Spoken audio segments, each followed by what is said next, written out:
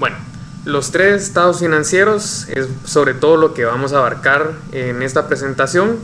Vamos a ver los tres principales: el estado de resultados, vamos a también recordar y vamos a analizar qué podemos sacar de conclusiones prácticas del balance general y del flujo efectivo, que son los tres más importantes y de los que más realmente podemos sacar información para la práctica, y que es realmente a lo que nos sirve el tema del análisis financiero. Entonces,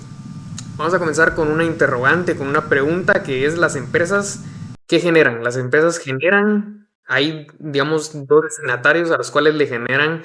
este elemento principal, tanto a los clientes como a sus accionistas. Como decía, tanto para los clientes como para los inversionistas y los accionistas, que son las partes interesadas principales de una empresa, generan valor.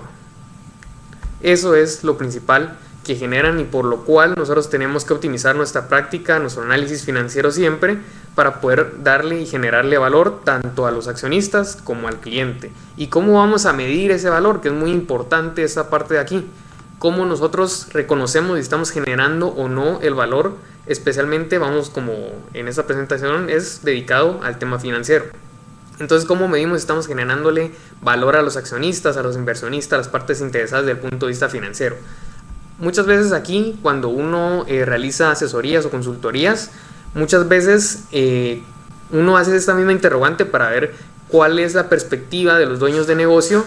o también dentro del área, digamos, de otras áreas de la empresa, por ejemplo, desde el área operativa, desde el área de mercadeo, y muchas veces la respuesta es de, por ejemplo, las utilidades. Vamos a medir el valor que generamos a través de las utilidades o de, digamos, el dinero que podamos generar. Y en cierta parte es una respuesta completamente válida, una respuesta correcta, pero no es la respuesta completa. La respuesta completa, y lo que nosotros tenemos que medir para poder saber si realmente estamos aportando, generando ese valor para los accionistas, es el flujo de caja libre, que es una métrica sumamente importante para poder determinar entonces la eficiencia de nuestra operación y a dónde va, de dónde viene el dinero de toda nuestra empresa. Entonces, el flujo de caja libre es un concepto que vamos a encontrar y que lo vamos a poder calcular a partir del estado financiero, del flujo de caja, del flujo de efectivo, que va a ser el tercer estado financiero que vamos a ver el día de hoy, y que vamos a ver que es realmente el estado financiero que conecta y que más información nos da sobre la capacidad que tenemos de generar, digamos, dinero, de poder generar valor realmente dentro de una empresa. Entonces, vamos a comenzar por el estado de resultados, que tenemos aquí un pequeño apoyo y un par de preguntas que son bastante lo que podemos utilizar para interpretar, para poder darle un uso práctico al estado de resultados, más allá de simplemente el registro, digamos, contable o presentación de los estados financieros a las partes interesadas de nuestra empresa. Entonces, primero, vamos a comenzar haciendo algún par de aclaraciones que son bastante importantes para el estado de resultados, y que muchas veces ya en la práctica son cuestiones que generan bastante duda a las personas a las cuales muchas veces uno genera o da la asesoría, por ejemplo, que es: ¿los estados de resultados incluyen o no incluyen el IVA? Eso es una pregunta que, por ejemplo, me es bastante frecuente en las asesorías o, digamos,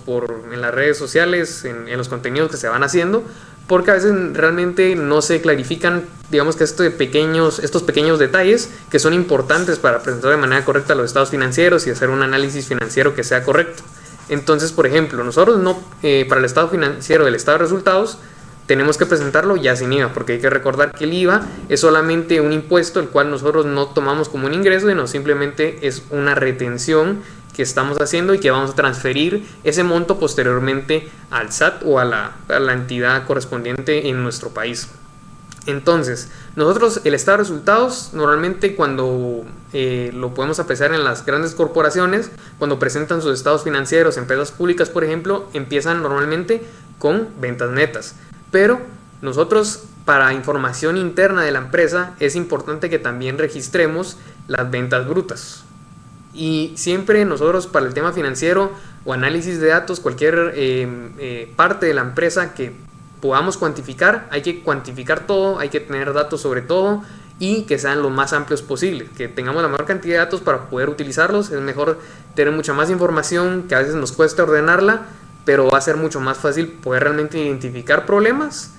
y darles solución, que es para lo que normalmente se nos contrata en el lado financiero para analizar información y para poder darles soluciones claras y accionables a los dueños de negocio y dirigirlo a cada sección, a cada parte de la empresa. Entonces, nosotros en las ventas brutas vamos a tener todo el ingreso de la empresa, lo que directamente es el precio por la cantidad de unidades vendidas. Eso es lo que nosotros vamos a tener en las ventas brutas, y que entonces vamos a descontarles las promociones, los descuentos, las rebajas, cualquier reducción total aplicada al precio de venta que hayamos hecho. Y es importante que nosotros, tal vez, como digo, no presentamos los estados financieros con ventas brutas, pero sí que lo tengamos por información interna para saber realmente cuánto dinero es el que está ingresando a términos nominales a la empresa y cuánto se está quedando en rebajas, en descuentos, promociones, y poder entonces realmente evaluar si el equipo de mercadeo, el departamento de mercadeo, que es normalmente quien se encarga de poder realizar todas las estrategias de pricing, o sea, los descuentos, promociones y rebajas, si realmente están haciendo una gestión que sea correcta, una gestión que esté beneficiando a la empresa y que no estén abusando de estas herramientas, por ejemplo, para poder simplemente aumentar las ventas totales en unidades, por ejemplo. Entonces, nosotros al descontar de ventas brutas estos tres elementos, descuentos, promociones y rebajas, vamos a encontrar las ventas netas. Y las ventas netas nos van a servir sobre todo para poder medir, es muy similar a las ventas brutas, pero nos van a facilitar el medir realmente cuánto dinero es el que está percibiendo la empresa, ya sea que nosotros lo estemos cobrando o no, o solamente haya sido o lo estemos devengando, pero nos va a mostrar cuánto dinero está ingresando a la empresa de manera real. Como decía antes, ventas brutas sería un dato nominal y ventas netas ya sería el dato que nosotros podemos aplicar o tomar como real. Luego vamos a encontrar las distintas sustracciones que tenemos que ir realizando, por ejemplo el coste de ventas, que recordemos que el coste de ventas es lo que nos cuesta producir un producto, valga la redundancia, poder generar un servicio o poder adquirir bienes para su posterior comercialización. Entonces, cuando nosotros restemos este coste de ventas, nos vamos a encontrar con la utilidad bruta, y aquí empieza realmente lo interesante de utilizar los estados financieros para el análisis financiero, porque entonces a través de la utilidad bruta, por ejemplo, o de la determinación del margen bruto, que recordemos que sería entonces de las ventas netas menos coste de ventas, y ese resultado lo vamos a ir nuevamente dentro de ventas netas para que lo que tengamos sea un resultado de un porcentaje, de una proporción sobre todo lo que vendimos. Eso es lo que nos indica nuestro margen bruto. Entonces vamos a poder evaluar un factor muy importante, que es nuestra empresa o esta empresa que estamos evaluando, ¿es escalable o no es escalable? Si nosotros evaluamos a través del margen bruto, si cuenta con esta característica, vamos a encontrar que si nosotros tenemos un margen bruto alto, o sea, un coste de ventas bajo, o sea, nos queda bastante excedente después de haber producido o adquirir un bien para comercializarlo o generar el servicio, entonces significa que es bastante accesible, o vamos a tener la capacidad de poder replicar de manera consistente y de una manera que a nivel pues de costes va a ser sostenible. Esa es la idea, y nos va a permitir poder escalar los productos. Por ejemplo, una manufacturera seguramente tenga un margen bruto mucho más reducido que el margen bruto que tenga, por ejemplo, una empresa de tecnología, una empresa que desarrolle un software as a service, por ejemplo, que desarrollen un ERP, un CRM, todas estas aplicaciones en la nube que se utilizan para la gestión de las empresas, porque obviamente requiere mucho menos coste variable o de producción una sola unidad de un usuario, por ejemplo, agregar un usuario para un programa de online, por ejemplo, que producir y toda la materia prima, insumos, CIF, todos los costes directos de producir, por ejemplo, prendas o de un producto de plástico, de mesas, de lo que sea, pero de productos físicos. Entonces, si nosotros tenemos un margen bruto que sea elevado, vamos a poder encontrar en el análisis a grandes rasgos que, por ejemplo, la empresa va a ser más fácil de escalar. Por eso no sé si han podido ver o han visto los programas, por ejemplo, de Shark Tank, cuando entonces siempre preguntan por el margen bruto. Y es por esto, porque a ellos les interesa saber qué tan replicable es este modelo de negocio para poder producir muchas más unidades y que asegurarnos que cuando crezca el negocio también van a crecer las utilidades de manera consistente, de manera sostenible. Entonces, ya teniendo ese análisis del margen bruto, encontramos los gastos operativos, que son, o podemos, digamos, de una manera general entenderlos como los gastos fijos que tenga la empresa, aunque también pueden encontrarse variantes de por ejemplo, gastos que en parte son fijos y en parte son variables, pero sobre todo van a ser gastos fijos. Y estos son los gastos que no están directamente relacionados con la producción o la generación de un producto o servicio. Entonces aquí encontramos todos los gastos, por ejemplo, de sueldos, de alquileres, de marketing, todo lo demás de la operación directamente, administración, por ejemplo. Entonces, estos gastos operativos pueden ser un gran ancla o nos pueden dar bastante oxígeno a la empresa, también dependiendo si nosotros tenemos una gran carga de gastos operativos, de gastos fijos. Esto puede hacer que nuestro punto de equilibrio, o sea, en el momento en el cual nosotros realmente empecemos a ganar dinero porque ya cubrimos todos nuestros costes y todos nuestros gastos, esté más lejos, o sea, más difícil de alcanzar, porque tenemos que cubrir una mayor carga de estos gastos sin importar o sin tomar en cuenta, digamos, la cantidad de ventas que nosotros realicemos o el importe de ventas que nosotros podemos realizar en total. Entonces, luego, posteriormente, ya que nosotros sustraemos los gastos operativos de nuestra utilidad bruta, vamos a encontrar una métrica que seguramente han escuchado y que es muy popular en el mundo de las startups, en el mundo de todo de la tecnología o las empresas actuales, que ahora muchas empresas son consideradas startups directamente. Pero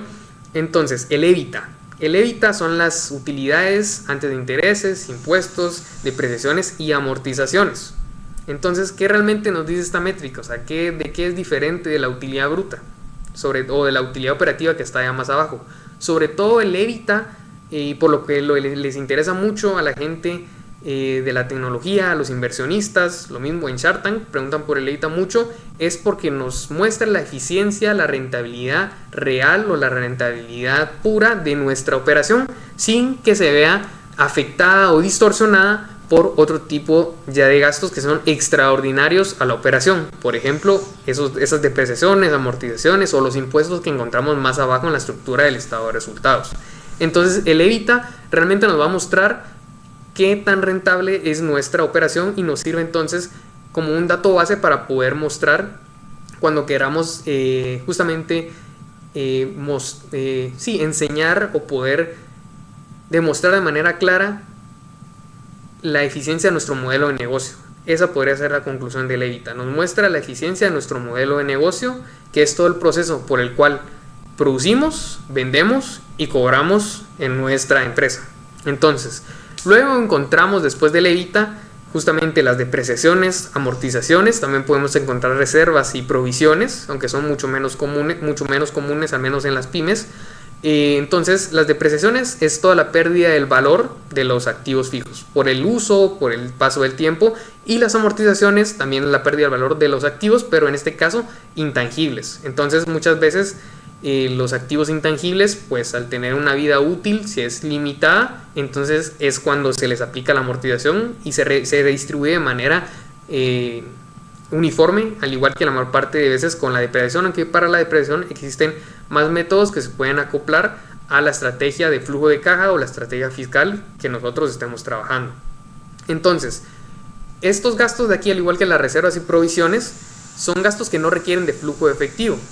o sea que son solamente gastos que se ven reflejados como pérdidas contables, pero no tenemos que necesariamente desembolsar este dinero. Realmente las depreciaciones no vamos y se las pagamos a nadie directamente, sacamos el dinero y se lo pagamos a nadie, tampoco las amortizaciones. Y las reservas y provisiones, por ejemplo, es dinero que se mantiene dentro de la empresa, pero que no está disponible o que ha sido sustraído durante la operación para otros fines, por ejemplo las provisiones o las reservas justamente para poder entonces agregar ya sea el pasivo laboral o tal vez también para poder cubrir imprevistos en un futuro. Entonces,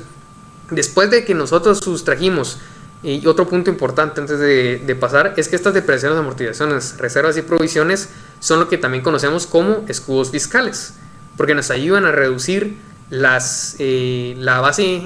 imponible sobre la cual se van a cobrar los impuestos, pero no nos significan una salida neta de dinero. Entonces, por eso es que es muy importante que también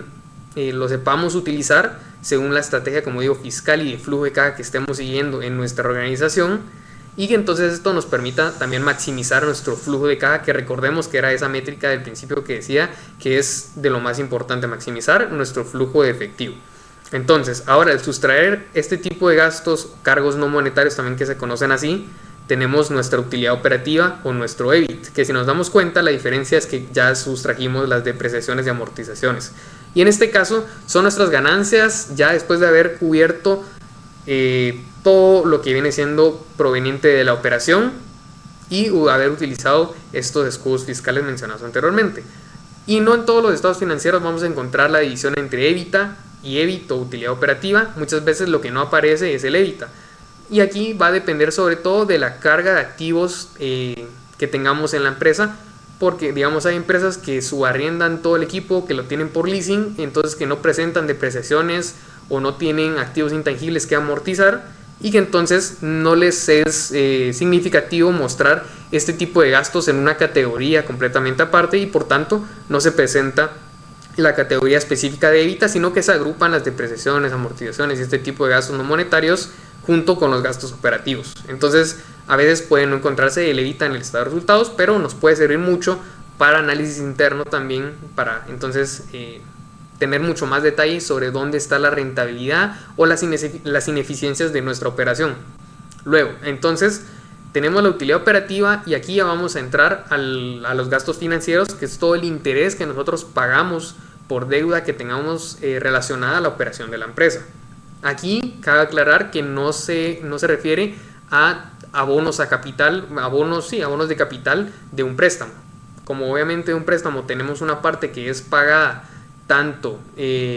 para devolver el capital obtenido, el capital recibido y los intereses. Aquí solamente vamos a presentar o vamos a sustraer lo que vienen siendo los intereses. La reducción como tal del capital de la deuda se va a ver reflejada tanto en el flujo efectivo como en la reducción de los pasivos del balance general, pero aquí solamente vamos a sustraer los gastos financieros entendidos como intereses de la deuda. Entonces, después de haber sustraído esto, nos queda la UAI o también conocido como BAI, que es el beneficio antes de impuestos o utilidad antes de impuestos. Que aquí esta va a ser la base imponible sobre la cual se cobre justamente el impuesto sobre la renta. Si estamos trabajando en un régimen que pues sustraiga o tome como base imponible pues nuestras utilidades, también hay regímenes que toman en cuenta o que utilizan la base imponible los ingresos, las ventas como tal, pero aquí vamos a tomar esta estructura, por ejemplo, porque es la más utilizada, por ejemplo, aquí en Guatemala. Entonces, después de haber sustraído estos impuestos, el impuesto sobre la renta, ya nos queda la utilidad neta. Y entonces, del estado de resultados, que seguramente ya conocen la estructura y cuáles son las principales pues, categorías y algunas variaciones que pueden tener, tenemos que poder responder a si nuestra operación está siendo rentable. Primero, si nos quedan utilidades. Y segundo, poder también identificar si esas utilidades, tanto a términos reales, o sea, de dinero, de nos quedaron $100,000 de utilidad, y también a términos de porcentaje, términos pues, relativos, que tuvimos, por ejemplo, un 30% de utilidad bruta, un 20% de utilidad operativa y un 30% de utilidad neta, perdón, un 10% de utilidad neta. Entonces, tenemos que poder tanto identificar si lo que nos está quedando en términos reales es suficiente, por ejemplo, para las metas de la empresa. Aquí lo que tenemos que identificar o comparar es con las metas en la estrategia financiera de la empresa, a ver si se están cumpliendo y en qué porcentaje se están cumpliendo. Identificar no solamente algo que he visto yo bastante, es de que uno tiende muchas veces a, cuando las cosas están mal o no tenemos suficientes utilidades, no se está cumpliendo con el presupuesto o incluso estamos perdiendo dinero, siempre entonces entramos al tema de análisis. Vamos a buscar qué está mal y pues es lo que hay que hacer, justamente buscar soluciones. Pero también cuando la operación está yendo bien, estamos siendo muy eficientes, no hay que dejar de lado el análisis que podemos realizar, sino que hay que poder también identificar los puntos fuertes, qué es lo que se está haciendo bien, qué se puede optimizar y pues entonces todavía maximizar esas fortalezas de la empresa, no solamente realizar un análisis cuando no estamos en un punto óptimo. Luego también tenemos que poder extraer del estado de resultados en dónde estamos perdiendo eficiencia, cuál es la parte que más pesa para nosotros. Por ejemplo, en una empresa de tecnología, lo que más va a pesar son los gastos operativos, son digamos, los gastos fijos de sus plantas, por ejemplo, de servidores, todo lo que tenga que ver con su infraestructura. y el consumo, por ejemplo, de energía, que ahora con el tema de la inteligencia artificial es justamente uno de los temas, el gran consumo de energía de todas estas grandes plantas de servidores que tienen para poder hacer funcionar todo el tema de la IA. Entonces, por ejemplo, para una empresa tecnológica posiblemente los gastos operativos sean su mayor peso, y aquí es donde tienen que buscar optimizaciones, tal vez buscar cómo convertir parte de esos gastos operativos fijos que tienen a gastos igual operativos pero variables, entonces que puedan de alguna manera asignarse de una manera pues proporcional también a las ventas que tengan, o que no les sea de tanto peso a la hora que no puedan cumplir con un presupuesto al 100% en sus ventas, por ejemplo. Una empresa de manufactura, por el lado contrario, tendría pues más peso en su coste de ventas. Seguramente le va a costar todavía mucho más producir, adquirir la materia prima, todo el proceso de transformación de esas materias primas, y luego también la puesta en tienda de todas esas materias primas, y ya el gasto operativo posiblemente sea mucho menos, sea solamente un local de gastos básicos, de gastos de electricidad, agua, con lo que operen tanto en su fábrica como en, por ejemplo, sus locales si ellos mismos distribuyen, o los gastos de distribución si en caso ellos están dentro de una gran cadena de valor de, por ejemplo, de otra gran producción. Entonces tenemos que encontrar dónde estamos perdiendo efectividad, eficiencia, dónde estamos perdiendo valor, dónde estamos perdiendo la oportunidad de generar todavía una mayor utilidad, y también tenemos que encontrar aquí cuánto queda para poder reinvertir o repartir dividendos, aunque como vamos a ver en el flujo de efectivo, en ese estado financiero es donde realmente encontramos ese valor ya directamente como limpio, ese valor neto, pero a partir de aquí podemos tener una buena idea si lo que estamos generando va a ser suficiente para poder dar una retribución que sea acorde a los intereses y a las exigencias de los inversionistas, de los accionistas de la empresa, que desde el punto de vista financiero es a quien tratamos sobre todo de poder generarles, como decía al principio de la presentación, valor, o de satisfacer en este caso. Entonces, del estado de resultados, como lo mencioné anteriormente, las principales métricas que tenemos que poder analizar y que nos van a servir, sobre todo, va a ser el margen bruto, el margen operativo o el EBIT y el margen neto. Entonces, si nosotros entendemos estas tres métricas, vamos a poder identificar dónde están las ineficiencias, dónde están las fortalezas, y sobre todo entonces dónde vamos a tener que poder generar optimizaciones. Eso es lo principal del estado de resultados y lo que nosotros tenemos que poder analizar. Y tal vez existen más métricas que se puede sacar a partir del estado de resultados, o con un análisis horizontal, un análisis vertical, que nos van a servir para comparar periodos pasados y también la eficiencia de una cuenta comparada con las ventas. Pero estas son las tres métricas que tenemos que dominar si queremos poder generar un análisis financiero del estado de resultados que sea eficiente y que nos diga realmente la información que necesitamos para poder entonces encontrar otras métricas a partir de eso que realmente nos den todavía mucha más profundidad. Entonces, el segundo estado financiero es el balance general, que vamos a encontrar los activos, que es lo que tenemos, lo que poseemos en la empresa, que vamos a utilizar para poder generar una operación, para poder generar valor. También tenemos los pasivos, que es lo que nosotros tenemos como una obligación, lo que nosotros debemos, y el patrimonio neto o capital, que es lo que directamente es propiedad de los accionistas, propiedad de, lo podemos decir así, de los dueños de la empresa. Entonces, en activos vamos a encontrar, igual que en pasivos, dos clasificaciones, corrientes y no corrientes. Corrientes es todo lo que está planificado o que se planea utilizar a un plazo menor de un año, y los no corrientes son los que están planeados a utilizar o que están dirigidos a utilizarse en un plazo mayor a un año. Entonces, dentro de los activos corrientes vamos a encontrar en su mayoría posesiones de la empresa que son bastante líquidas o que nos sirven para poder cubrir las obligaciones que tengamos en un corto plazo, refiriéndonos a un plazo menor de un año.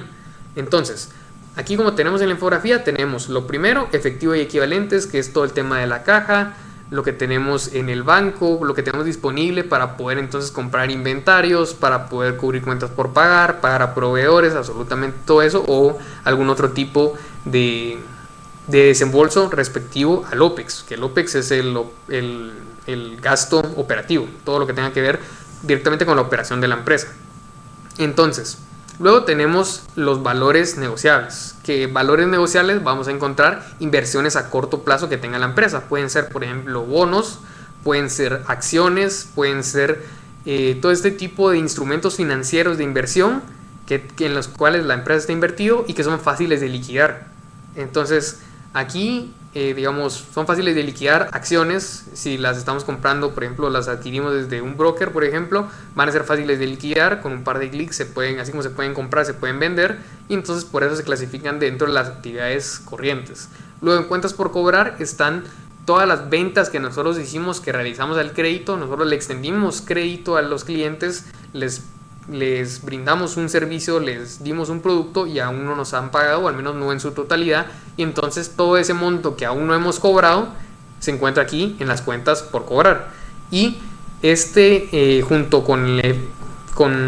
los inventarios, son parte del capital de trabajo, que vamos a ver un poco más adelante. Entonces, ahora, los inventarios es todo lo que nosotros poseemos, tanto de mercadería que tengamos disponible para poder, digamos, vender, ya sea producto terminado. También puede considerarse en los inventarios el producto en proceso o la materia prima que tengamos para poder ser transformada. Entonces, todas estas posiciones que sean producto terminado, en proceso o por transformar, es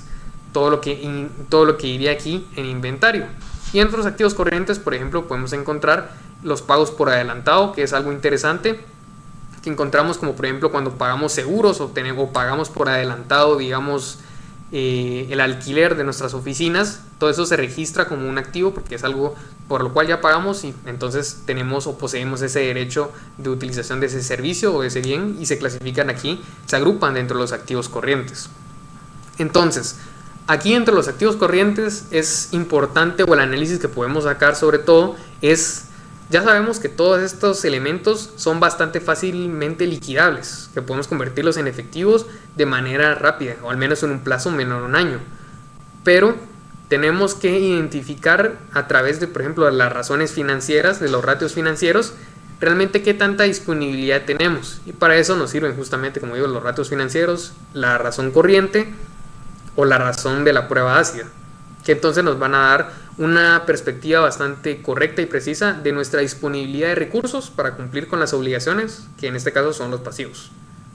Entonces, ahora vamos a pasar a los activos no corrientes, que recordemos que son planificados a utilizarse a mayor de un año, en la cual primero encontramos las inversiones a largo plazo. Normalmente las inversiones o los valores negociables son cuentas que no se van a encontrar tanto dentro de empresas relativamente pequeñas o las empresas medianas, las pymes, porque no tienen ese tipo de, digamos, no utilizan sus excedentes de utilidades o sus utilidades retenidas para invertir en activos financieros, por ejemplo. Pero las grandes corporaciones sí lo hacen de manera como común. Es algo común que las grandes corporaciones sí que inviertan buena parte de sus excedentes en inversiones que le generen un flujo de caja, y sobre todo para poder preservar el valor de su dinero a lo largo del tiempo, sin tener que ponerlo en un mayor riesgo que puede a veces representar la operación de su empresa. Entonces, inversiones a largo plazo es lo mismo que valores negociables, pero obviamente esas inversiones son no podemos liquidarlas en un plazo menor a un año. Por ejemplo, si tenemos bonos de deuda superiores a un año, por ejemplo de 3 años, 5 años, 10 años, 30 años, hay bonos a 30 años, entonces todo eso lo vamos a registrar como posesión de la empresa en esta sección. Luego encontramos los activos fijos, que los activos fijos tenemos dos tipos, los tangibles y los intangibles. Entonces, aquí también las pymes normalmente solamente tienen activos fijos, tienen muy pocos activos intangibles, sobre todo, como digo, tienen activos tangibles, casi no tantos intangibles. Las grandes corporaciones sí que tienen un balance un poco más igual entre ambos tipos de activos. Los activos fijos que sean tangibles van a ser todos los vehículos, la maquinaria, edificios, todo este tipo de indumentaria, equipo que tengamos para poder entonces generarle valor a la empresa. Y entonces obviamente aquí tenemos que recordar que para la presentación de los estados financieros, ya sea de manera pues individual por cada tipo de activo, ya sea clasificar de manera individual vehículos, maquinaria, edificios,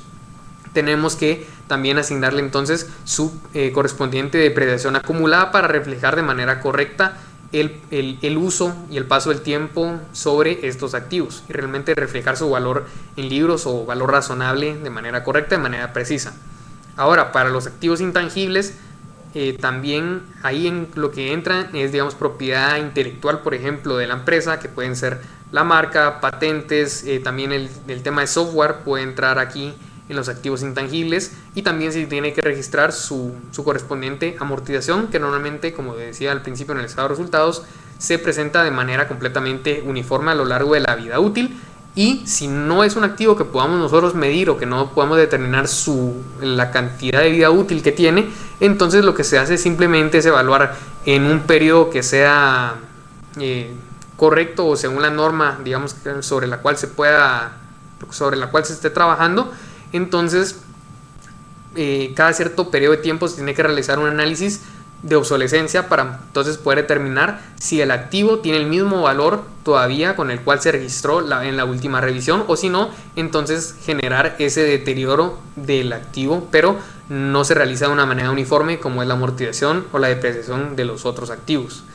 Luego entonces, sobre todo estos activos, en los activos fijos tangibles, pueden ser uno de los grandes pesos que tengan el balance general las empresas, especialmente las que son productoras, las manufactureras. Y esto entonces nos puede servir bastante para poder entender dónde estamos o de dónde proviene también el valor que estamos generando. Como siempre, desde el lado del punto de vista financiero, tenemos que buscar generar valor y entender de dónde viene para poder fortalecer lo que está funcionando y solucionar lo que aún es una debilidad dentro de nuestra empresa. Entonces, luego vamos a encontrar otra cuenta que es la plusvalía. Pero la plusvalía, según las NIF, en este caso, no nos referimos a plusvalía como el aumento del valor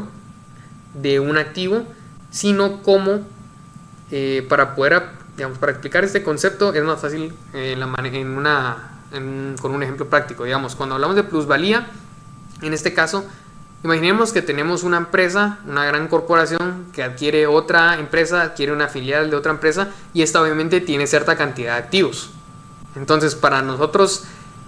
sacar o saber cuál es la plusvalía que se tiene que registrar aquí de la compra de esa otra empresa y de la adquisición de sus activos, es la diferencia entre el valor razonable, o sea, el valor contable, el valor en libros de esos activos que se adquirieron, y el valor que se pagó.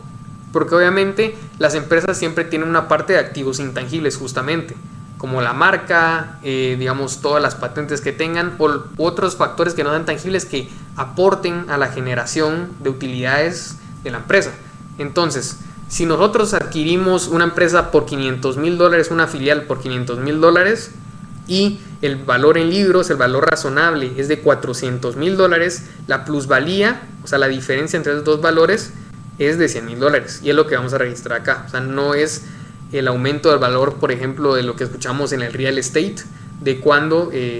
las plusvalías de las propiedades que aumentaron un 10%, digamos, no es eso, sino estamos refiriéndonos a la diferencia entre el valor razonable y el valor que pagamos por activos de otra empresa.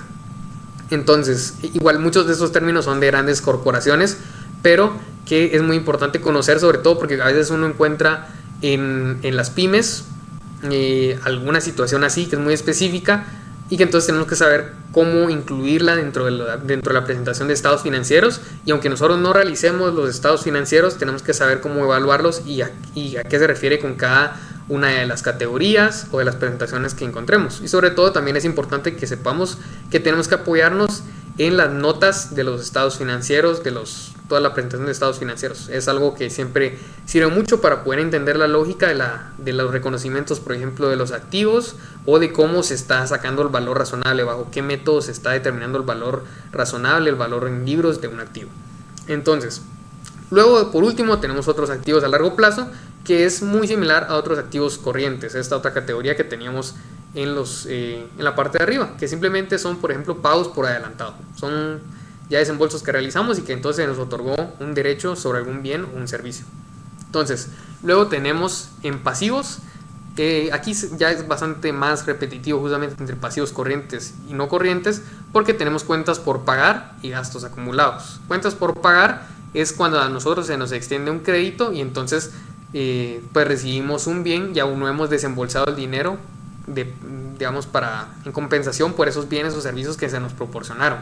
Entonces es una obligación que nosotros tenemos con un tercero todavía, y los gastos acumulados pueden ser, por ejemplo, gastos atrasados. Aquí se registra todas las obligaciones que aún no hemos cumplido y que ya deberíamos haber cumplido, sobre todo es lo que se registra aquí en gastos acumulados, como por ejemplo el alquiler vencía el 30 y hoy es 2 del siguiente mes, tenemos 2 días de atrasos, pero tenemos que poner o registrar en gastos acumulados estos, es el monto que tendríamos que haber pagado ya, porque es una obligación pendiente que tenemos, porque ya venció el plazo adecuado y por tanto se convierte en una obligación. Entonces, luego tenemos deuda a corto plazo, que en deuda a corto plazo encontramos todo lo que viene de un préstamo, ya sea de un banco, también puede venir deuda, digamos, de un inversionista privado que nos otorgue una línea de crédito o que nos otorgue justamente un préstamo, pero aquí viene el monto total de la deuda que tengamos. Entonces, aquí es donde nosotros vamos a ver reflejado lo que decía antes de los abonos a capital. Si cada vez que nosotros vamos pagando una cuota, entonces ese abono a capital, esa diferencia con los intereses, es lo que se va a registrar aquí y que se va a sustraer pues cuando se vayan realizando esos pagos. Entonces, si nosotros tenemos, por ejemplo, en enero una deuda de $100,000 y pagamos para febrero entonces $20,000 de esa deuda, entonces ya para febrero en el estado del balance general o de situación financiera de febrero van a aparecer ya solamente $80,000, ya pagamos $20,000. Entonces esto es lo que se registra aquí directamente en el balance general, en el área de deuda, y así es como se tiene que ir modificando conforme se van realizando los abonos. Luego, en otros pasivos corrientes puede ir cualquier otro tipo, digamos, de gasto que tengamos. Aquí ya depende mucho también de la clasificación o de cómo presenten los estados financieros las empresas. Por ejemplo, hay empresas que tienen cuentas por pagar, documentos por pagar y proveedores, y entonces en las notas financieras justamente encontramos aclarado a qué se refiere con cada una de esas cuentas, y que nos sirven bastante para entonces encontrar si, por ejemplo, cuentas por pagar se refiere a servicios que se nos prestaron y que tenemos un crédito, y proveedores se refiere a materias primas. Entonces sabemos que si tenemos un exceso de proveedores significa que estamos recibiendo mucho crédito, y puede ser digamos bueno por la parte que ampliamos nuestros días de cuentas por pagar, o sea, tenemos más tiempo el efectivo nosotros en mano, pero también puede ser que estemos acumulando demasiado inventario, por ejemplo, si lo que recibimos es materia prima. Entonces aquí es donde uno puede empezar a realizar todo ese tipo de análisis, especialmente entre más información, más detallada esté, más conclusiones podemos sacar de manera efectiva y brindar soluciones a los clientes. Luego, en pasivos no corrientes tenemos nuevamente deuda, en este caso superior o con un plazo mayor a un año. Puede ser una hipoteca, un préstamo que tenemos que vamos a pagar en 60 meses, en 5 años, y todo esto pues se va registrando de la misma manera que las deudas a corto plazo, pues también aquí, pero en la deuda a largo plazo. Y en otros pasivos a largo plazo también son obligaciones que se tienen con terceros pendientes de pago sobre todo. Entonces, ahora, aquí es bien importante y es interesante, como decía, la relación que uno puede hacer entre los activos, nuestra capacidad de pago, y los pasivos, son nuestras obligaciones, para poder entonces determinar si realmente tenemos suficiente dinero para poder operar, y sobre todo cuánto tiempo tenemos o cuánto tiempo nos queda para poder operar con los recursos actuales de la empresa. Justamente como dice esta pregunta aquí a la derecha, si tenemos liquidez suficiente para operar los próximos 12 meses, hay empresas que sus planificaciones financieras están diseñadas para tener efectivo suficiente para poder operar 12 meses. Las empresas que venden mucho al mercado institucional tienen que tener un gran presupuesto, o tienen que tener planificado tener esa liquidez, que es una amplia liquidez realmente, a pesar de que este dinero pueda ser ineficiente porque no está invertido en la operación, que es lo que genera valor, pero porque como comúnmente el gobierno o la venta a la institución normalmente tarda mucho más en pagar, exigen plazos de pago mucho más largos, incluso de meses, en algunos casos se renegocia, y entonces se puede alargar a años comúnmente. Entonces tenemos que tener claro si tenemos la disponibilidad de efectivo para poder operar, incluso si no nos entra más dinero de, por ejemplo, aquí ya las cuentas por cobrar. Y entonces eso lo podemos empezar a relacionar a través, como decía, aquí tengo justamente esta métrica, la razón de liquidez corriente, donde si nosotros dividimos nuestros activos corrientes dentro de nuestros pasivos corrientes, o sea, estas de acá, estos activos, los vamos a dividir dentro del total de los pasivos, nos va a quedar un ratio que idealmente, por ejemplo, tendría que estar entre 1.5 y 2, o sea, tener 1.5 veces los recursos para poder pagar todas nuestras obligaciones, y lo ideal sería que tuviéramos el doble, así asegurarnos que realmente tenemos la capacidad de poder pagar todas nuestras obligaciones con los recursos que tenemos actualmente. Porque ¿qué pasa si no logramos cobrar ahora? Si entonces aumentan las cuentas incobrables, todo lo que no logramos realmente cobrar de la empresa, digamos, en un periodo de unos 2-3 meses, que puede pasar muchas veces con el tema manufactureras o de las empresas que entran a Walmart o esas grandes cadenas de supermercados o de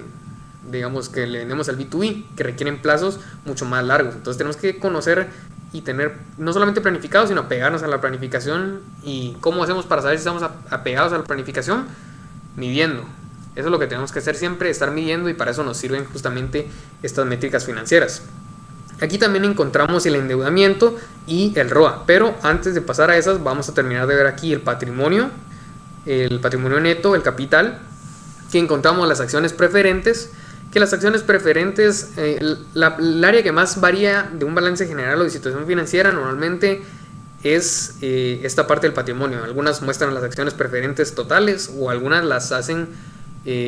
solamente con referencias en notas, o lo hacen, se puede presentar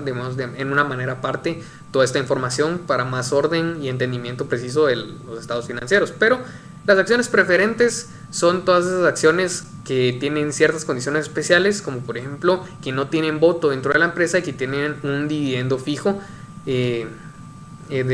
cada, digamos, igual se paga dividendo, pero el dividendo es fijo. Esa es la característica principal, además de que normalmente no tienen voto o tienen algún tipo de condición especial diferente a las acciones comunes u ordinarias, que son las siguientes que tenemos abajo, las cuales reciben un dividendo variable y también pues sí que tienen ese derecho a voto de la empresa, por muy pequeño que sea, y las acciones comunes son las que están disponibles para el mercado bursátil siempre. Entonces, el capital adicional pagado son todas las extensiones o ampliaciones de capital, todas las aportaciones que los socios realicen para poder generar, por ejemplo, inversiones o ampliar la capacidad del OPEX, los gastos operativos que tenga la empresa. Entonces, luego tenemos utilidades retenidas, que son todos los excedentes no distribuidos de las utilidades de la empresa. O sea, todas las utilidades que no se distribuyeron, ya sea como dividendo a los accionistas o no se reinvirtieron, se mantienen aquí en utilidades retenidas. Y entonces aquí también es importante analizarlo en las empresas, porque puede ser dinero que tenemos detenido y que no está haciendo o no nos está generando una rentabilidad, no está siendo parte de la operación y por tanto no está generando valor. Entonces es lo mismo que cuando ahorramos como, digamos, personas individuales, que muchas veces tenemos un gran capital que está parado, que no tiene, digamos, no tiene movimiento y que por tanto va perdiendo con el tiempo cierto poder adquisitivo. Y las empresas, si queremos generar valor, no es necesariamente de no tener nada en utilidades retenidas o no generar de alguna manera ahorro o no tener esa capacidad de tener dinero, digamos, que disponible para eventualidades, pero sí que tenemos que tener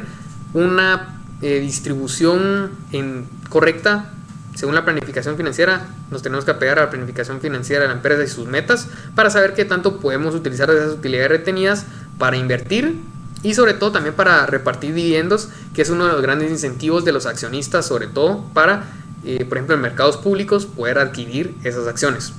Y luego las acciones en tesorería, que son todas las acciones que han recomprado la empresa, o sea, son acciones propias de la empresa, son acciones que nosotros hemos emitido y que hemos recomprado muchas veces, ya sea para estabilizar el precio de nuestra acción, también puede ser para aumentar el ratio del PE, del Price Earnings, de cuánto estamos pagando por las utilidades o por ese retorno que nos genera cada acción de la empresa si nosotros estamos invirtiendo en la empresa, y también puede ser como para recompensar de manera diferente a nuestros accionistas. Es otra manera de aportarles valor. En vez de pagarles dividendo, les recompramos sus acciones, así ellos reciben un importe, y según el tratamiento fiscal de cada región, de cada país, entonces también puede ser más o menos conveniente esta práctica. Pero entonces, en base a estas preguntas, ¿está sobreapalancada, equilibrada o subapalancada? Es uno de los principales análisis que tenemos que poder sacar nosotros del balance general. Y esto lo vamos entonces, como decía, a poder sacar de este rango de de este ratio de endeudamiento, donde vamos a dividir la deuda dentro de nuestros activos totales. En este caso, dividiríamos nuestra deuda a corto plazo dentro de más nuestra deuda a largo plazo dentro de entonces nuestros activos. ¿Y esto qué nos indica? ¿Qué tanta parte de nuestros activos o nuestras posiciones con las cuales estamos generando valor, estamos produciendo, estamos utilizando la operación, están financiados por deuda? Están ligados a un ente externo a la empresa, no están financiados por nosotros mismos. Entonces, es importante que aquí, por ejemplo, también con la razón de autonomía estén por debajo de un 50%.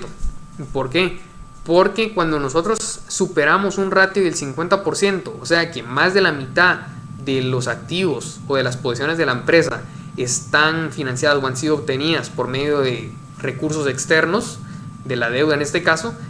seguramente estamos entrando en cierto riesgo financiero. ¿Y por qué? Porque cuando nosotros no tenemos o excedemos la cantidad de deuda que utilizamos para adquirir activos, estamos en ese peligro en que en algún momento no podamos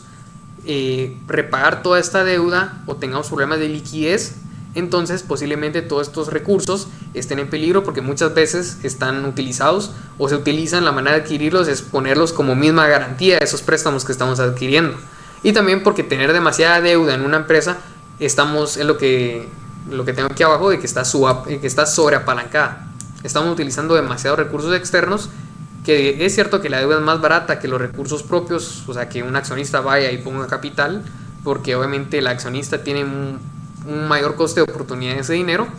pero también nos puede representar una mayor obligación con entes externos que no tienen por qué hacernos excepciones, a diferencia de un accionista que podría aportar más capital de ser necesario. En cambio el banco obviamente no, y es una obligación de mucha más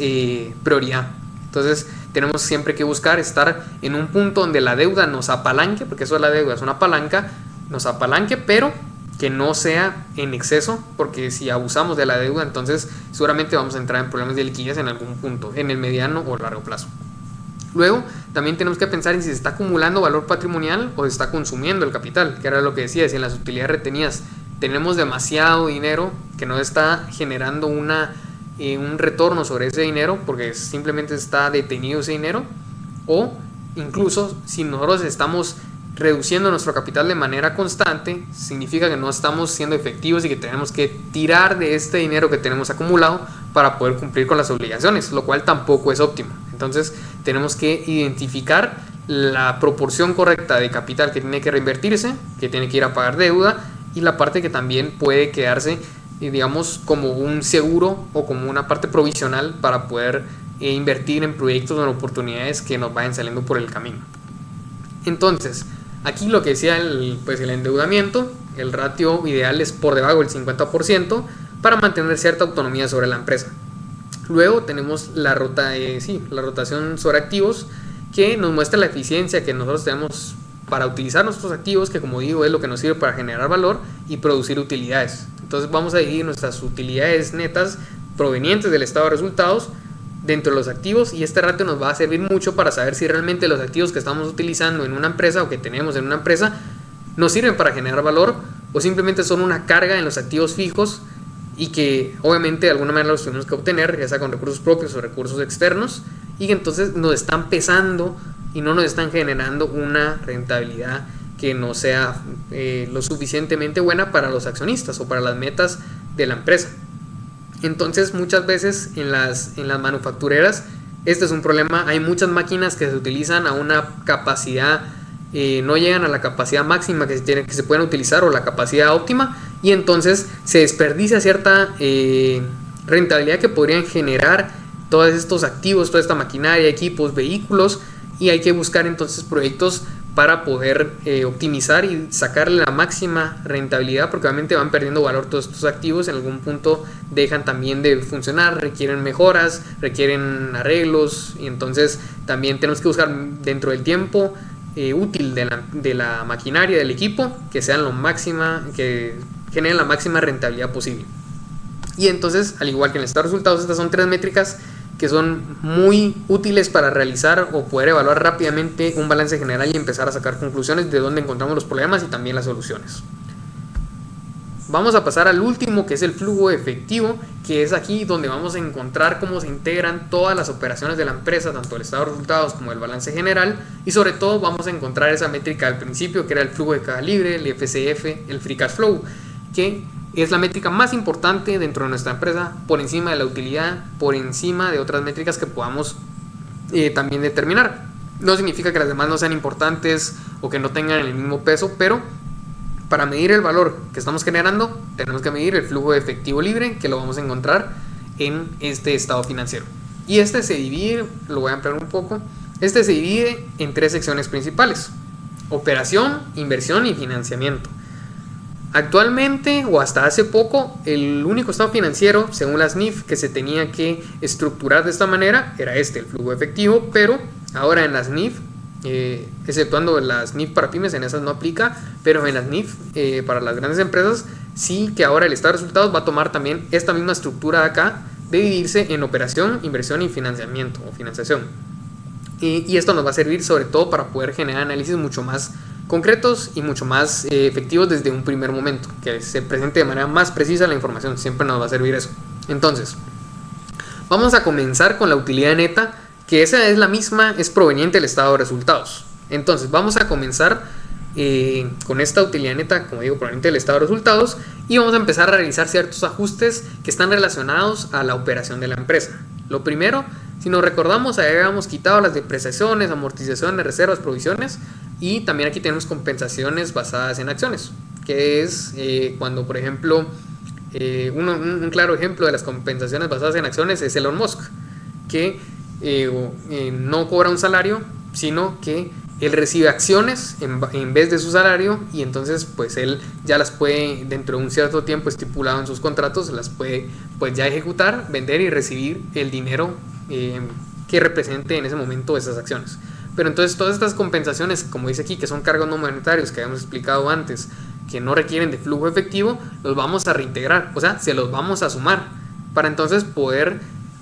mostrar realmente el efectivo que tenemos. Aquí todo este estado financiero se trata de mostrar realmente el efectivo que nosotros tenemos, la liquidez que nosotros tenemos y que disponemos para poder realizar inversiones, para poder operar, repartir dividendos y toda la distribución que podemos hacer con el dinero que tengamos en la empresa. Entonces, vamos a reintegrarle, en este caso es sumar estos cargos no monetarios, porque recordemos que no se los tenemos que pagar a nadie, es solamente un apunte contable, es solamente una pérdida contable, por ejemplo las depreciaciones y amortizaciones, pero sigue el dinero dentro de la empresa, entonces tenemos que reintegrarlo aquí para realmente mostrar cuánto efectivo tenemos. Luego, los cambios en el capital de trabajo pueden sumarse o pueden restarse. Recordemos que el capital de trabajo son las cuentas por cobrar, las cuentas por pagar y los inventarios. Entonces, si nosotros aquí hay que analizar, digamos, tanto, tenemos que totalizados estos tres elementos como por cada uno, de manera individual. Las cuentas por cobrar, por ejemplo, nosotros estamos extendiendo crédito a clientes. Entonces, si se reducen esas cuentas por cobrar, significa que están pagándonos los clientes, estamos teniendo menos dinero todavía que ir a cobrar, ya devengamos más de ese dinero, y entonces este dinero, como está entrando, se pone como una variación de entrada, lo que significa que vamos a sumar o vamos a integrar ese efectivo a la empresa. Si estamos hablando, digamos, de cuentas por pagar y estas aumentan, a nosotros nos sirve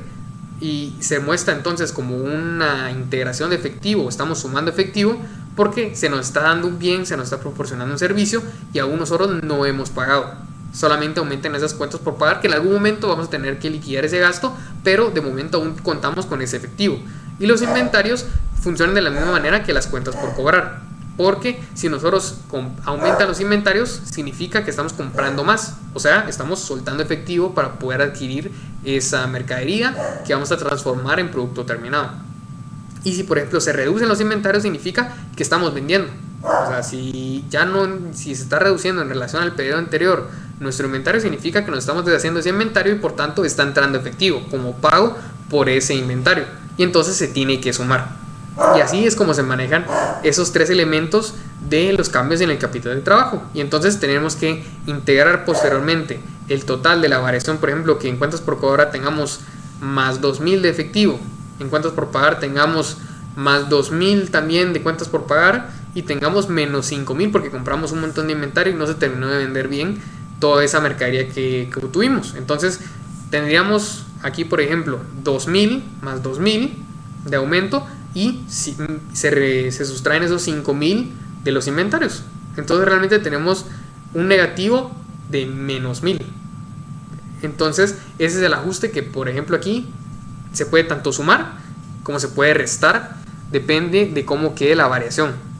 Aquí es un poco más fácil cuando uno ya mira un estado financiero, porque entonces ya uno hace la relación justamente con los datos de, bueno, sí, entró más dinero porque se vendió el inventario, así es más fácil ya entenderlo, digamos, en números. Pero esa es la lógica, digamos, de las variaciones en el capital de trabajo, que es muy importante manejar eso para poder determinar realmente, hacer previsiones tanto de cuándo vamos a tener que comprar más inventario, qué tanto inventario está quedando, cómo afecta esto a la merma, también las cuentas por pagar, qué tanta disponibilidad y cómo afecta esto a nuestro ciclo de conversión de efectivo, que es una métrica que tengo un poco más adelante. Y entonces, al realizar estos ajustes de más cargos monetarios y de más menos, depende cómo quede el resultado de las variaciones en el capital de trabajo, nos queda nuestro flujo de efectivo operativo, que es todo el efectivo generado por operaciones de la empresa. Directamente aquí solamente estamos tomando en cuenta lo que podríamos encontrar también reflejado en alguna parte del balance general y del estado de resultados, si nos damos cuenta. Justamente estos vienen del estado de resultados y también en el capital de trabajo podemos encontrar ciertas partes del inventario, por ejemplo en el estado de resultados, otras partes en el balance general, pero todo relacionado a la operación. Luego vamos a encontrar las actividades de inversión, que en las actividades de inversión vamos a comenzar por un concepto interesante que es el CAPEX, el Capital Expenditure, o los gastos de capital, que es todo el efectivo, todos los desembolsos que se realizan para poder adquirir activos tangibles fijos. Esa es la definición del CAPEX, poder adquirir maquinaria, vehículos, todo esto que vamos a ver reflejados en el balance general. Entonces, cada vez que compramos alguno de estos activos, por ejemplo, adquirimos un activo nuevo, esto no se ve reflejado obviamente en el estado de resultados,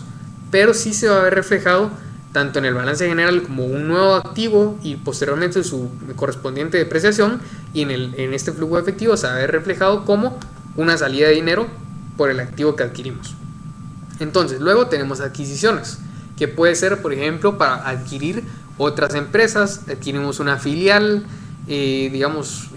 incluso si compramos, por ejemplo, una franquicia. Estas ya son, digamos, que operaciones extraordinarias de la empresa, pero que obviamente son importantes de analizar si están generando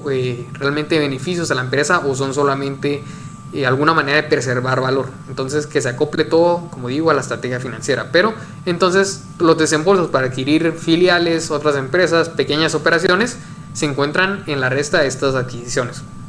Y encontramos también los ingresos por venta de inversiones, que es al revés. Cuando nosotros vendemos una inversión, puede ser tanto de venta de activos tangibles, como por ejemplo que nos deshicimos de un inventario, de un vehículo, de una maquinaria, se las vendimos a alguien más, o por ejemplo vendimos un edificio, o incluso activos, por ejemplo que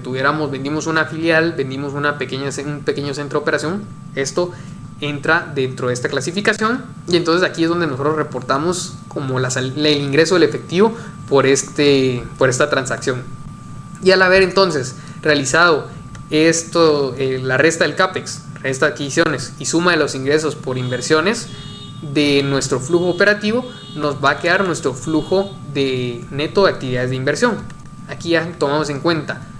todo lo que es operación y todo lo que invertimos para poder generar valor a la empresa. Y por último encontramos entonces el área de financiamiento, que es el más menos del préstamo, del pago de una deuda. Aquí pueden haber tanto ingresos como gastos de que nosotros paguemos deuda. Aquí entran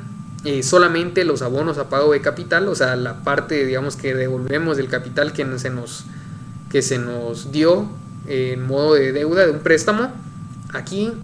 no entran los intereses, porque los intereses, si se recuerdan, ya los descontamos en el estado de resultados, y entonces si no estaremos haciendo una doble carga de esos intereses, porque aquí empezamos a trabajar con la utilidad neta, que como digo ya lleva descontados esos intereses. Entonces aquí solamente vamos a poner la transacción que incluya el abono al capital o la devolución de ese capital que se nos otorgó.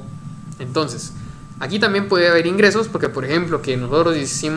generamos un pequeño préstamo para ciertos empleados de la empresa, o para alguna empresa asociada o alguna otra operación justamente asociada, entonces si se nos pagan intereses o alguno de estos capitales, también entonces va a incluirse aquí, en este caso como un ingreso. Y después tenemos la emisión y recompra de acciones. Emisión, nosotros sacamos, pusimos disponibles o emitimos nuevas acciones para nuevos accionistas y representa un ingreso. Tenemos que poner como una suma, agregar ese efectivo,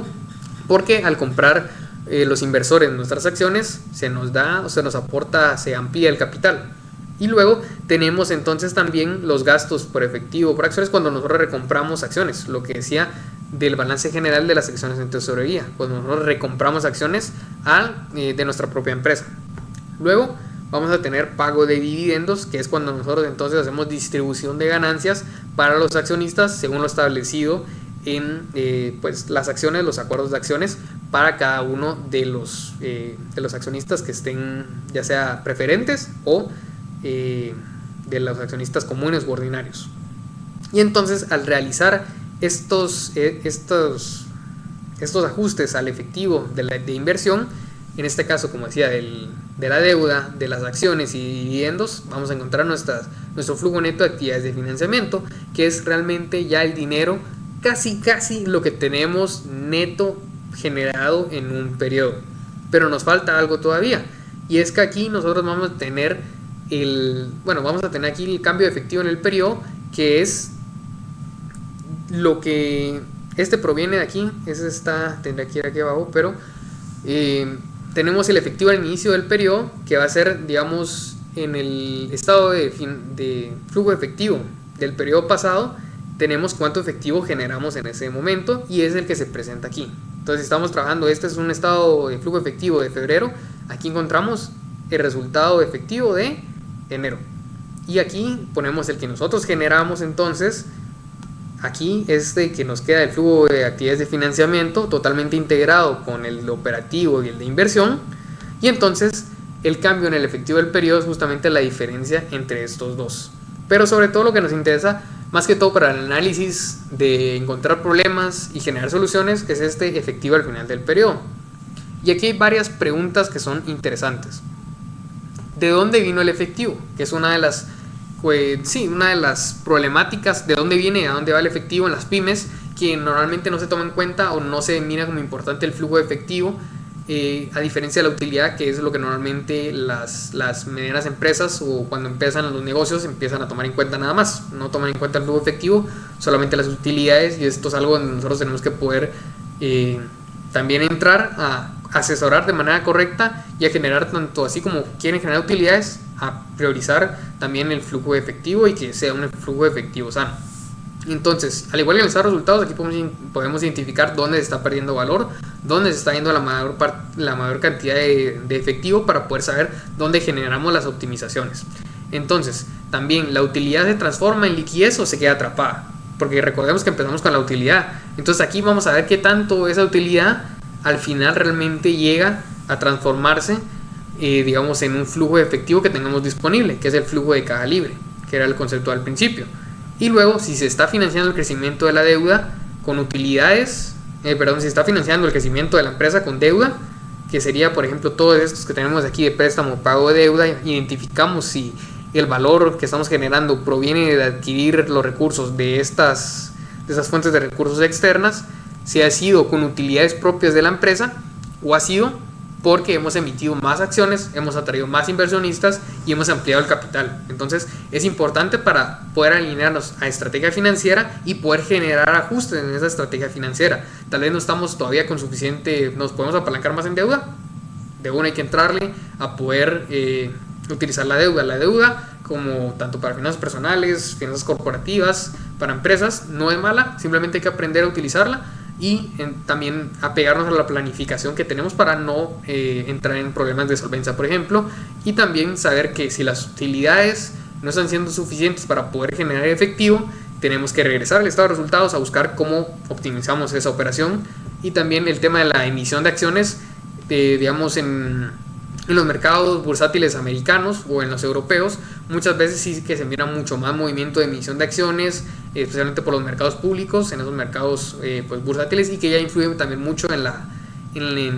en la perspectiva que se tiene sobre esas empresas, y que también es algo que tenemos que tomar en cuenta. Tal vez ya no es algo tan financiero meramente la percepción que se pueda obtener sobre la especulación de nuestras acciones en un mercado financiero, pero es algo que también podemos tomar en cuenta y que puede, a final de cuentas, afectarnos en la adquisición de recursos de accionistas que nos van a financiar de una manera un poco más segura lo que viene siendo la operación de la empresa. Y aquí tenemos entonces las métricas respectivas al flujo de efectivo, que son, como decía al principio, el flujo de caja operativo, el FCL, que proviene del flujo operativo menos el CAPEX, que sería esta cuenta aquí, flujo de efectivo operativo menos CAPEX, que es la inversión en activos fijos tangibles, y menos las variaciones en capital de trabajo. Como estas la presentación de estados financieros se puede adaptar bastante también al cómo se establezca la empresa y cómo decía presentarlos. Hay veces en las cuales estos cambios en el capital de trabajo, que son estos de la fórmula, no se presentan o en su totalidad junto con las actividades de operación, y por eso se pone en la fórmula. Pero en este caso, que nosotros ya tuvimos esas modificaciones, esas variaciones de capital de trabajo, entonces pues solamente es flujo operativo menos CAPEX. Y sobre todo esta métrica es bien importante porque nos muestra qué tanto efectivo tenemos, qué tantos recursos tenemos realmente disponibles después de haber cubierto todas las obligaciones de operación y después de haber invertido en todo lo que es necesario para poder generar valor en la empresa, tanto con activos tangibles como con inventarios, o haber cubierto todas las obligaciones de cuentas por pagar y haber pues extendido los créditos de cuentas por cobrar. Entonces, cuando nosotros llegamos al FCL, es muy importante que lo establezcamos como métrica clave para poder identificar la generación de valor, que lo repito mucho porque de verdad es lo que, cuando uno llega al tema de asesoría, es lo que uno trata de maximizar. De la manera en la que sea, la métrica con la que se mide o la vara final con la que uno identifica si realmente está haciendo un buen trabajo es con el free cash flow, con el flujo de caja operativo. Y por eso es muy importante, y es también otra métrica que también se evalúa bastante, que es esencial del flujo efectivo, es el ciclo de conversión de caja, que aquí también comparte muchos conceptos con el balance general. Por ejemplo, entonces, los días de inventario, o sea, cuánto tiempo se tarda en poder reabastecer, que vendamos todo lo que tengamos o hacemos de alguna manera, por decirlo así, el inventario, más los días de cuentas por cobrar, que sería cuánto nos tardamos en cobrar todas estas ventas que hicimos al crédito, menos los días de cuentas por pagar, cuánto nos tardamos nosotros en pagar a proveedores o a cualquier tercero con el cual tengamos una obligación. Y entonces este cálculo lo que nos dice, ya en términos prácticos que nos sirve para poder generar un análisis, es cuántos días nos tardamos que nosotros ingresamos $1 a la empresa y nos regresa ese dólar con un poco de utilidad. Entonces nos sirve mucho porque, por ejemplo, empresas manufactureras claramente se tardan mucho en generar, especialmente cuando trabajan con grandes cadenas de supermercados, por ejemplo, como Walmart. Se tarda mucho en generar efectivo, mientras que empresas tecnológicas o empresas de servicios, por ejemplo, suelen tener un ciclo de conversión de efectivo, un ciclo de conversión de caja mucho más corto, y que les permite entonces tener una mayor disponibilidad tanto de efectivo,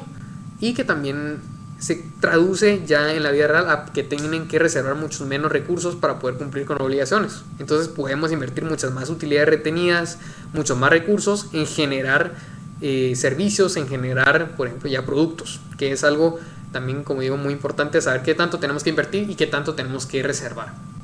Entonces, estas son las dos métricas importantes, y como digo, si se dan cuenta, el estado de resultados y el balance general, al final de cuentas, convergen en el flujo de efectivo, y al final de todo lo que evaluamos, o lo más importante, es cuánto dinero tenemos disponible, cuántos recursos tenemos para poder operar, que es lo más importante, y en base a partir de eso poder generar las modificaciones o las variaciones que sean apropiadas para pegarnos a la estrategia que tengamos en la empresa, y también para poder sugerir, que es para lo que se entra a la asesoría, para poder generar recomendaciones y ejecutar recomendaciones y optimizar los beneficios disponibles tanto para accionistas como por el otro lado de los clientes, poder generarles valor a través de soluciones en forma de productos o servicios. Y pues entonces, ya como resumen, una métrica de cada uno, si hubiera que tener siempre en mente una métrica de cada estado financiero, del estado de resultados, el margen bruto,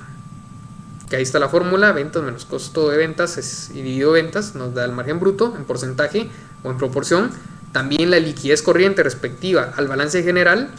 que nos muestra entonces nuestra capacidad de pago a corto plazo, y el flujo de caja libre, que era lo que decía, que es el FCL, que nos muestra cuántos recursos tenemos para poder operar, reinvertir o distribuir a los accionistas. Entonces, pues esta